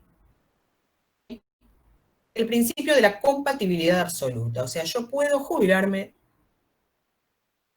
no, por invalidez no, puedo jubilarme y seguir trabajando. ¿Hay excepciones a esta regla? Sí.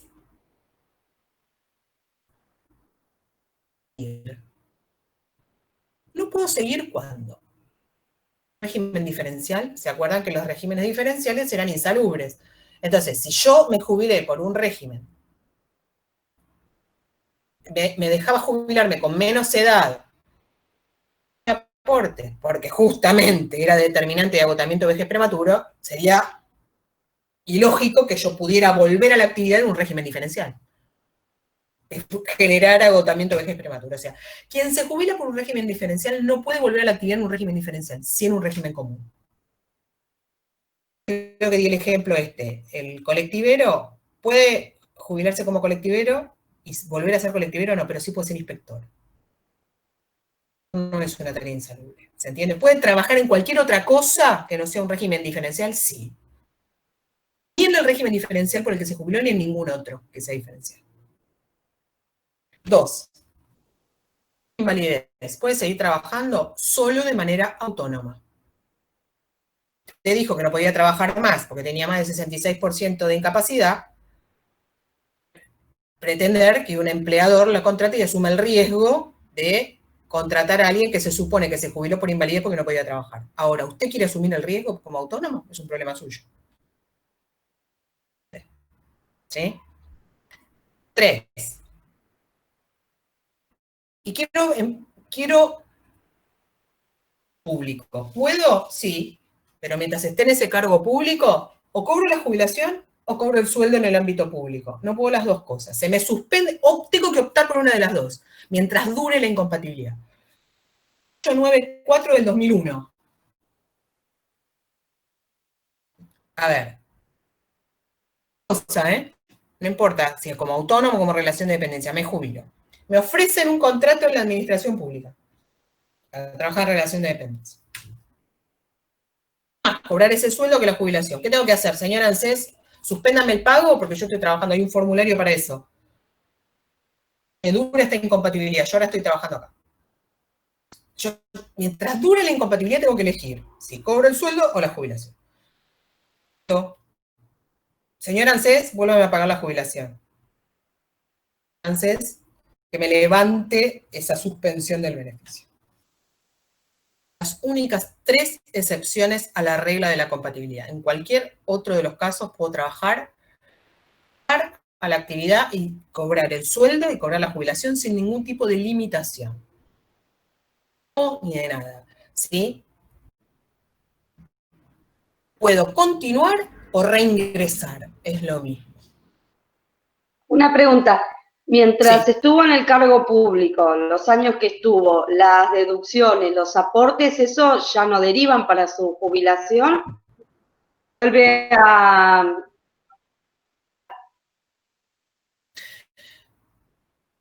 Ingreso a trabajar. ¿Sí?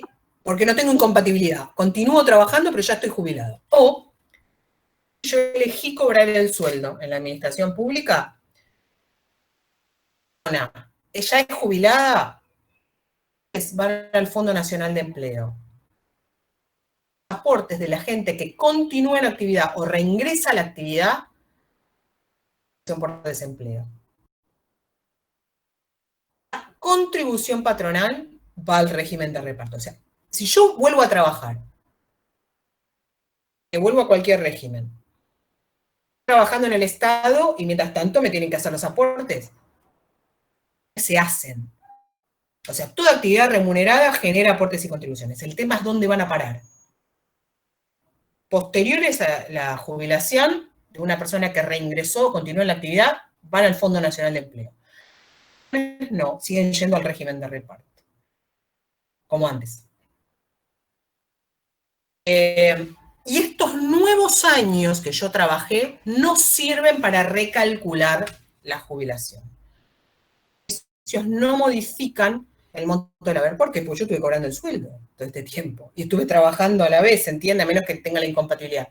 ¿Sí? La ley me permite trabajar y cobrar la jubilación a la vez. ¿Por qué me van a recalcular después? No se suman estos años para un nuevo cómputo del haber.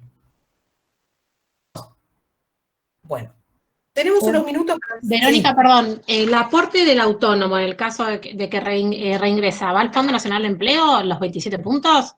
No, los 27 no, 16 van al régimen de reparto y los 11 van al Fondo Nacional de Empleo. La distribución va al régimen de reparto. Gracias. Bueno, ¿dudas de esto? ¿El tema de vejez, de las prestaciones, más o menos? Sí, más claro. Sé que es complicado, pero bueno. Necesitan refrescar. Primero, pongámonos de acuerdo en algo porque, como hoy me extendí mucho, ¿quieren que hagamos una clase mañana? ¿Un repaso? Los que les sirvan. Sí. Sí, mañana sí. Sí, sí. Lo que yo no puedo mañana es a las 5. ¿Puede ser a las 6, por ejemplo? Tienen otras clases, yo sé, pero bueno. Sí, a las 6. Sí. A las 6 Sí, a las está 6 bien. está bien. Yo les mando el enlace. ¿Les parece? Perfecto. Bárbaro. Hoy, para lo que quieran repasar hoy, que tenemos un ratidín. A ver, ¿qué es lo que quieren que veamos? Si hay algo que les genera más problema, no sé. Yo tengo una... ¿Se escucha? Sí, dale. No, yo tengo una duda que justamente ahora estaba viendo desde la ley, lo que estabas hablando de la PUAM, que si yo mal no entendí, en la ley dice que sí tendría derecho a la cobertura del PAM, ¿puede ser?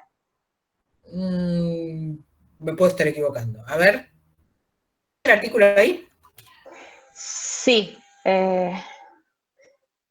¿La busco? Espérame que ahora se me fue. Sería el artículo 17, que dice los titulares de pensión universal, bueno, tendrán derecho a las prestaciones que otorga el Instituto Nacional de Servicios Sociales para jubilados y pensionados, que se encuentran alcanzados. Bueno, ¿eso no se refiere al PAMI? Sí. Era un cachito.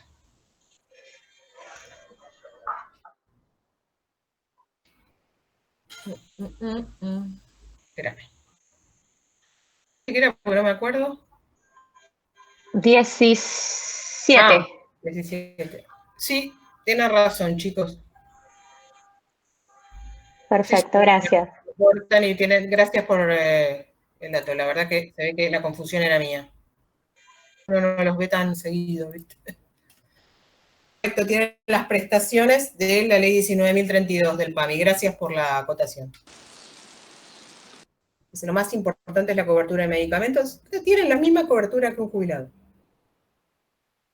Movilidad de docentes universitarios. Específica sobre movilidad de docentes universitarios. Lo que sí tienen que ver es el mismo 82% móvil que los docentes comunes. Tienen una movilidad, es un régimen bastante especial. Tienen un 82%, pero ocuparon de acuerdo a la cantidad de horas, ¿sí? No hay preguntas específicas de movilidad de eso. Lo que me alcanza es que sepan que hay diferentes formas de movilidad, que algunas son en relación al salario, ejemplos de esto, y otras que son con índices, ¿sí? No necesariamente. Hay, ojo, unos temas. Lean bien las consignas sin apurarse, ¿sí? Dice una respuesta o más de una respuesta. Que te plantea alguna cosa práctica. Si una persona quiere jubilarse a los 70 años, si uno tiene que elegir la respuesta correcta, de acuerdo a lo que vimos, ¿sí? No hay nada complicado, pero digo, ¿hay alguna preguntita que tiene que ver con esto? Con un problemita, digamos, si uno tiene que elegir la respuesta correcta, ¿sí? Y ahí hay que prestar quizás un poquito más de atención. Pero lean la consigna entera, porque a veces uno lee la oración hasta la mitad, esta es esta, y resulta ser que la otra mitad de la oración te cambió el sentido. Prefiero Planteárselos así, pero no hay nada del otro mundo, en serio les digo. No tiene nada del otro mundo. Profe, ese ejemplo práctico es como los que subieron en el Facebook las preguntas. No, ¿qué subieron? ¿La autoevaluación? Tendría que Sí. ser algo así. Claro, te dicen, si una persona se quiere jubilar y tiene, no sé, está en reserva de puesto, no sé, te hacen alguna cosa así, te engañan y te dicen, no sé, hay que tomar los 18 de los últimos 36, y dicen, no, pero escúchame, si es jubilación, ¿cómo voy a hablar de regularidad? ¿Se entiende? Como que a situarte en qué prestación tenés que fijarte, por ejemplo. Si es que se está queriendo jubilar por invalidez, se está queriendo jubilar, si es una pensión. Ojo a dónde focalizan. Porque capaz que te habla de un requisito que para esa prestación no existía. Por ejemplo, para la PUAM. Para la PUAM, una persona que tiene 30 años de aportes y 60 años de edad y va a pedir la PUAM y dice, pero escúchame, si no le piden aporte para la PUAM. ¿Se entiende? Céntrense y lean bien de qué prestación se trata. Un ejemplo de la bolilla cero, y no hay ejemplos prácticos de la bolilla cero. Conceptuales de acuerdo a lo que dice la bolilla cero. Las de la bolilla cero son bastante literales a lo que está explicado en los videos. Bastante literales, o sea, no van a encontrar nada que no esté ahí, en ese material. Pues, Verónica, te puedo hacer una consulta. Di Lorenzo subió un archivo de movilidad que cuenta un poco la historia de movilidad. A mí, por lo menos, me resulta un poco complejo. Digamos, porque va y viene y como que cuenta las distintas historias argentinas, va y viene de la movilidad. Ahí, o sea, la verdad es que no sé si realmente necesitamos saber cómo se definía con la 18037 o nos focalizamos en lo que está actualmente, o sea, lo que se aplica hoy. No recuerdo si hay alguna específica así de movilidad histórica, pero sí hay de evolución histórica, por lo tanto, esos datos sirven como complemento para lo que vimos de evolución histórica, que tienen que ver un poco con la movilidad. Sí, no, es porque justo lo de movilidad, como lo subió Di Lorenzo, no sé si es que, y la verdad es que es como bastante, tiene mucha información que no vimos en ningún momento. Gracias. No, como dato histórico sí, es importante, pero digamos, no es que estamos centrados en la movilidad de la 18.037 y cómo era, no. Saber que hay diferentes tipos de movilidad y poder ejemplificar de qué se trata cada una de esas modalidades, si es por índices, si como tenía 18.037 o si es 82% móvil como tiene los docentes, ¿sí? A ver, poder identificar eso, sí. Profe, te puedo hacer una pregunta, mi nombre es Ariel. No me quedó claro con respecto a algo al principio de la clase. Por ejemplo, una persona se jubila a los, por un ejemplo, ¿no? A los 80 años, ¿no? Uh-huh. Y se da cuenta, se jubila a los 65 años y a los 80 años se da cuenta de que el ANSES le estaba pagando mal. Bien.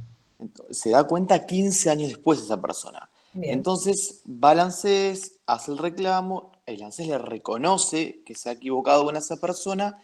Entonces, digamos, esos 15 años que cobró mal, o sea, toda su jubilación cobró mal, ¿qué pasa? Digamos, no me entendí si es... Le van a reconocer solo 2. Ok, solo 2. ¿Entendés? Porque es el máximo de sumas no prescriptas que te reconocen. O sea, si vos hiciste el reclamo hoy son 15 años, del 9 de noviembre del 2020, te van a reconocer las sumas como si lo hubieras reclamado desde el 9 de noviembre del 2018. Oh.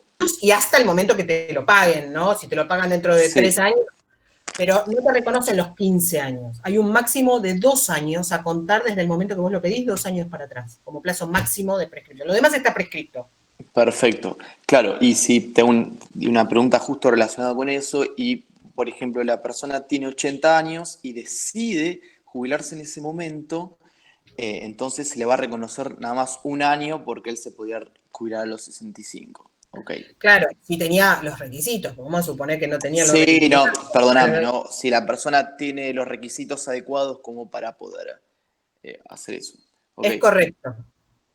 Y bueno, te molesto con una pregunta más, ya justo estoy acá. Con respecto a los sujetos de la ley 24.241, hay algo que no me cierra, que es el tema de las Fuerzas Armadas y la policía. Vos Bien. en las clases anteriores dijiste, Fuerzas Armadas, policía, no se jubilan, pero sí se retiran. En la ley, ¿está bien o no? Obviamente. Yo dije, el personal, espera, sí. Personal de Fuerzas Armadas y de seguridad y policía, ¿se jubila y de seguridad? No, solo el personal civil de la policía o el personal civil de las Fuerzas Armadas podría jubilarse. El personal que tiene grado militar, el personal de carrera, no se jubila, se retira. Distinción. Ok, claro, yo me imaginé un policía, por ejemplo, que está en la calle y si por alguna razón X necesitaba prestar servicio de vuelta, claro, yo entendí, lo asemejé como globalmente a toda la policía y no hice esa... Pero un policía no se jubila, a ver, se va a retirar. Claro, por eso. ¿Y pueden volver a convocar? Sí. Ahora, existen, por ejemplo, en las comisarías o en la policía, personal civil que no son policías. Sí, eso sí se jubilan. Y se jubilan de la policía no. Entonces, la distinción que hicimos es, en las Fuerzas Armadas tenemos personal de carrera que tiene ostenta el grado militar, como le puede pasar también al personal policial. En las Fuerzas Armadas y de seguridad, el personal militar se retira. El personal civil se jubila. Si se jubila, personal civil, adentro de la 24241. Personal de carrera, afuera. Por su propia caja, se retira. ¿Se jubila el personal civil policial? Sí. No. Todo afuera. La policía, todo afuera, todo en su propia caja. Se retiran lo que se tienen que retirar y se jubilan lo que se tienen que jubilar. Ok. Distingo civil y policial. Sin embargo, aunque distinga, a ninguno lo incluyo en la 24241. El personal de las Fuerzas Armadas. Fuerzas Armadas lo incluyo en la 24241, al civil de la policía no. Ah, ok, está bien, sí. No, sí, se reencuentra entendido. Ok. Alguien me pregunta si se toma el régimen de penalidades. Y no en profundidad, pero puede haber alguna pregunta de algún delito de la penal tributaria. ¿Eh? Profe, tengo una muy específica de los socios con respecto al cuadro. No veo quién me habla. Medina Valdés. Le quería preguntar, cuando decíamos que el socio no es mayoritario ni ningún tipo de sociedad que estaba en la pregunta, era relación de dependencia obligatorio. Y después hay que seguir buscando si conduce... Espera, cuando decíamos que no era mayoritario. Que no era ni mayoritario, ni era de tipo familiar, ni... Era minoritario y ninguno de esos tipos societarios, sí. Entonces es relación de dependencia obligatorio. Sí. Y después, cuando ya llegamos a eso, hay que seguir buscando, por ejemplo, si conduce la sociedad para ser autónomo obligatorio, o sea, puede ser de los dos obligatorios. Puede ser de los dos, sí, puede ser de los dos. Ok, era eso, que no me había quedado claro. Gracias. ¿Y cuándo se puede dar eso? Cuando, por supuesto, trabaja en la sociedad y es minoritario, pero también es director de la sociedad, ¿entendés? Aunque es minoritario. Perfecto, sí. Gracias.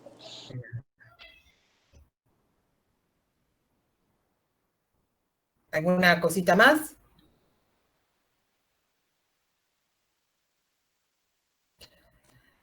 A ver, dos últimas cosas y nos vemos mañana. Más vale que se van a presentar todos, así se lo digo, desde ya. Que haya alguien que no se anima a presentarse. De aprobar. Y si alguno no aprobara, chicos, es recuperatorio. Hay que animarse. Todos. Y hay que animarse. Importante como todo lo que estuvimos viendo hasta ahora, o más importante, que ustedes se animen. Y anímense. Hay que sortearlo. Esto que bastante nos está costando vivir a todos así, hay que sortearlo y todos tienen la capacidad para hacerlo. Acá, un paso más.